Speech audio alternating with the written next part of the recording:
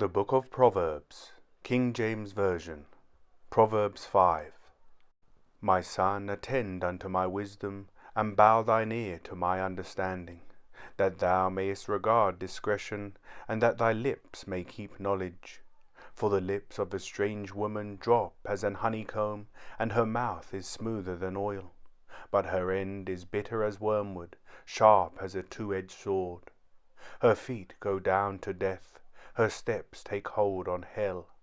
Lest thou shouldest ponder the path of life, her ways are moveable, that thou canst not know them.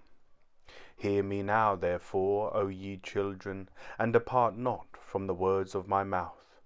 Remove thy way far from her, and come not nigh the door of her house. Lest thou give thine honour unto others, and thy years unto the cruel. Lest strangers be filled with thy wealth, and thy labourers be in the house of a stranger.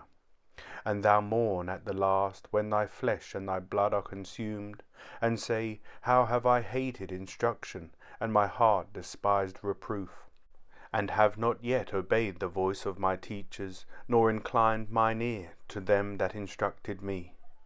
I was almost in all evil in the midst of the congregation and assembly. Drink waters out of thine own cistern, and running waters out of thine own well.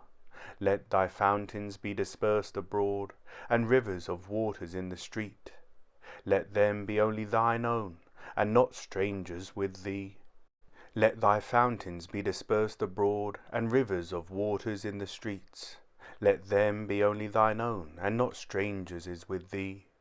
Let thy fountain be blessed, and rejoice with the wife of thy youth. Let her be as the loving hind and pleasant roe. Let her breasts satisfy thee at all times, and be thou ravished always with her love. And why wilt thou, my son, be ravished with a strange woman, and embrace the bosom of a stranger? For the ways of man are before the eyes of the Lord, and he pondereth all his goings.